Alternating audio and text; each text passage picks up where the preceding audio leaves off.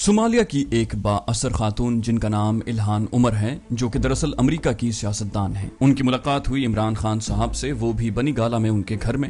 اصل میں وہ صومالیہ کی خاتون ہیں اور وہ امریکہ میں نہایت مضبوط ترین سیاستدان ہیں۔ انہیں سیاست میں آئے تقریباً 20 برس ہو چکے ہیں۔ ان کا جو بھی بیان آتا ہے اس کی ٹاپ لیول کی بریکنگ نیوز بنتی ہے۔ ان کی اتنی اتھارٹی ہے کہ وہ امریکی صدر کو بھی ہلا کر رکھ سکتی ہے۔ یہ خاتون الہان عمر چونکہ مسلمان ہیں اور مسلمانوں کے حق میں آواز اٹھاتی ہیں، اور پوری دنیا میں جہاں کہیں بھی مسلمانوں پر ظلم ہوتا ہے تو سب سے پہلے اور سب سے زیادہ یہ خاتون ان مظلوم مسلمانوں کے لیے آواز اٹھاتی ہیں۔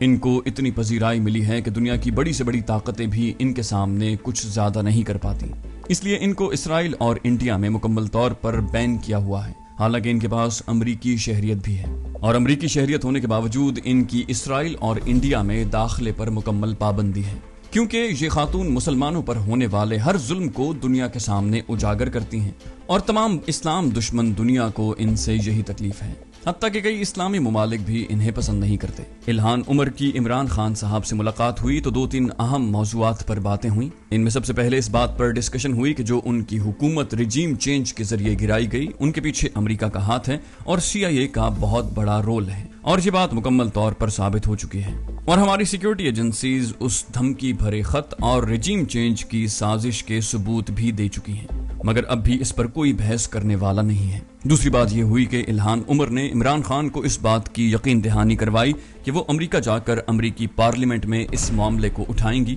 اور اس خط اور رجیم چینج پر مکمل تفصیلی دلائل کے ساتھ تحقیقات ہوں گی۔ ان کے اس اقدام سے دشمن تو لرز ہی جائے گا، مگر اس کے ساتھ ساتھ الہان عمر پر بھی پابندیاں لگانے کی بھرپور کوشش کی جائے گی، کیونکہ دنیا ظلم کی تاریخ اچھی طرح جانتی ہے کہ امریکہ جیسے جلاد اپنے مفاد کے لیے کسی کو بھی بھینٹ چڑھا سکتے ہیں، اور انہوں نے جو افغانستان کا حشر کیا وہ پوری دنیا کے سامنے ہے۔ اب رانا ثناء اللہ اور دیگر حکومتی اراکین کی جانب سے جو اس طرح کے بیانات سامنے آ رہے ہیں کہ عمران خان تو کہتے تھے کہ ہم امریکہ کی غلامی نہیں کریں گے، تو پھر کیوں انہوں نے ایک امریکی پارلیمنٹیرین سے ملاقات کی؟ اصل میں ان سب اراکین کو اصل تکلیف اس بات کی ہے کہ عمران خان صاحب کی الہان عمر سے اپنی حکومت گرانے کے عمل اور دیگر امریکی سازشوں پر تفصیلی گفتگو ہوئی۔ پہلے تو الہان عمر نے وزیر اعظم شہباز شریف اور دیگر سے ملاقات کی، اس کے بعد وہ عمران خان سے ملاقات کے لیے بنی گالا روانہ ہوئی، وہ بھی اپنی پوری ٹیم کے ساتھ۔ پھر خان صاحب سے ملاقات کے بعد وہ واپس امریکہ روانہ ہو گئیں۔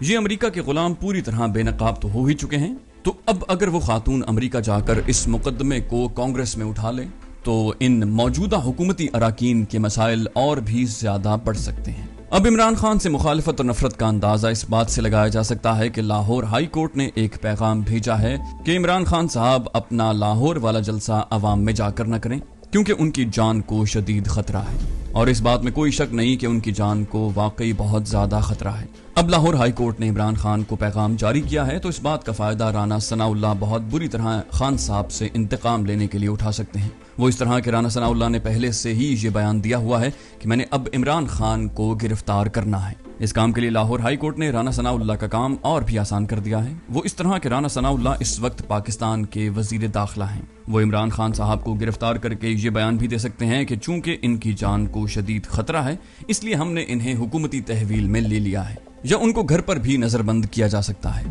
چند ماہ پہلے جب عمران خان صاحب وزیر اعظم تھے تو انہوں نے اپوزیشن کو سخت دھمکی دی تھی کہ اگر مجھے حکومت سے نکالا گیا تو میں ان کے لیے اور بھی زیادہ خطرناک ہو جاؤں گا، اور اب بالکل ویسا ہی ہو رہا ہے۔ آپ سب عمران خان صاحب کی مقبولیت سے اچھی طرح واقف ہو چکے ہیں، اور اس بار یوں لگتا ہے کہ خان صاحب 2/3 اکثریت سے جیت کر واپس آئیں گے اور پارلیمانی نظام کو ختم کر کے صدارتی نظام نافذ کر دیں گے۔ آج اگر آدھے سے زیادہ پاکستانی عمران خان صاحب کے ساتھ کھڑے ہیں تو سوچیں اگر عمران خان صاحب کو دیوار سے لگانے کی کوشش کی گئی تو جو عوامی رد عمل آئے گا اسے حکومت بالکل بھی کنٹرول نہیں کر پائے گی۔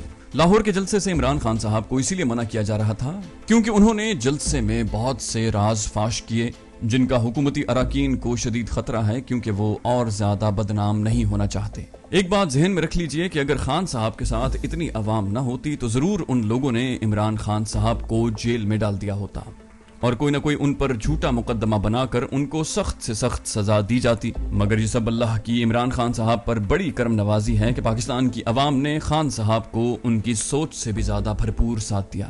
वो अब ये चाहते हैं कि मुल्क में जल्द से जल्द नए इलेक्शंस हों और अवाम फैसला करे कि कौन इस वतन पर हुक्मरानी करेगा। फिर ये खबरें भी आ रही हैं कि पीटीआई कारकुनान ने वो सब रुकावटें उड़ा कर रख दी जो इंतजामिया ने इमरान खान साहब के जलसे में शुरका को रोकने के लिए लगाई थी, मगर अवाम ने जरा भी परवाह न की और लोग पूरे पाकिस्तान से इस जलसे में शिरकत के लिए आए। एक और बात भी बहुत अहम है कि जब आप लाइव टीवी या सोशल मीडिया पर अवाम से खिताब करते हैं तो अवाम तो आपको देख रही होती है, मगर वो शख्स जो खिताब कर रहा होता है वो अवाम को नहीं देख सकता। इसी वजह से वो शख्स मायूस होने लगता है, जिससे उस खिताब में वो लहजा या वो दर्द या वो जोश बाकी नहीं रहता जो वो अपने अवाम से शेयर करने आता है। इसके बरक्स अगर आप अवाम के समंदर से बराह रास्त खिताब करते हैं तो आप फितरतन खुद ब खुद बूस्ट होने लगते हैं, जिससे खून मजीद गरमाने लग जाता है और आपको अवाम की सोच और जज्बे का वहीं पता चल जाता है। अब इस लाहौर के जलसे के बाद अवाम का समंदर इस्लामाबाद की जानिब बढ़ेगा और सब चीजों को अपने साथ बहा कर ले जाएगा। अब आप सब देखेंगे कि ईद के बाद लोग इस्लामाबाद का रुख करेंगे, जिसको हुकूमती हरबे भी नहीं रोक पाएंगे। यहाँ आम इंतखाबात के अलावा और कोई दूसरा हल खान साहब नहीं छोड़ेंगे। इसने पहले ही कह दिया था कि वो आपसे ये नहीं पूछेगा कि मुझे क्यों निकाला, बल्कि वो खुद बताएगा कि मुझे क्यों निकाला, और उसके बाद वो मुखालिफिन का जीना हराम कर देगा, और वो उसने कर दिया है। इस्लामाबाद, कराची और पाकिस्तान के बड़े बड़े शहरों में जो मिनी स्क्रीन्स लगाई जाती हैं और उसको लगाने की भी इंतजामिया इजाजत नहीं देती। लोग इकट्ठा होना चाह रहे हैं, मगर इंतजामिया की जानिब से उन्हें मसला दरपेश है और हद्दुल इम्कान कोशिश है कि अवाम एक जगह इकट्ठी न हो पाए।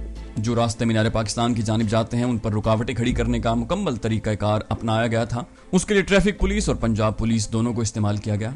ट्रैफिक पुलिस को खास हिदायत जारी की गई थी कि ट्रैफिक को एक जगह से दूसरी जगह मोड़ते रहें ताकि अवाम मीनार पाकिस्तान तक न पहुंच सके और इस तरह से पीटीआई के कारकुनान ट्रैफिक में फंस जाएं। अब यहाँ कुछ रुकावटों को तो अवाम ने खुद ही हटा दिया और मीनार पाकिस्तान जाने के लिए पूरे लाहौर से और आसपास के इलाकों से लोग जलसागाह में पहुंच गए।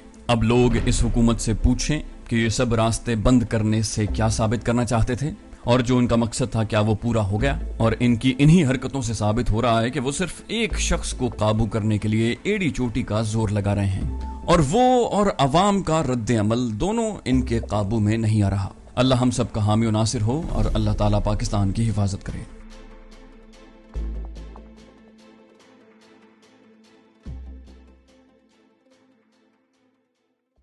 तो दोस्तों ये थी हमारी आज की एपिसोड। उम्मीद करते हैं आपको हमारी कहानी पसंद आई होगी। जाने से पहले इस वीडियो को लाइक कीजिए और शेयर करना मत भूलिए। कमेंट करके हमें बताइए कि आपको हमारी वीडियो कैसी लगी और अगर अभी तक आपने इस चैनल को सब्सक्राइब नहीं किया तो इसे सब्सक्राइब कीजिए और बेल आइकन दबाकर ऑल नोटिफिकेशंस ऑन कर लीजिए।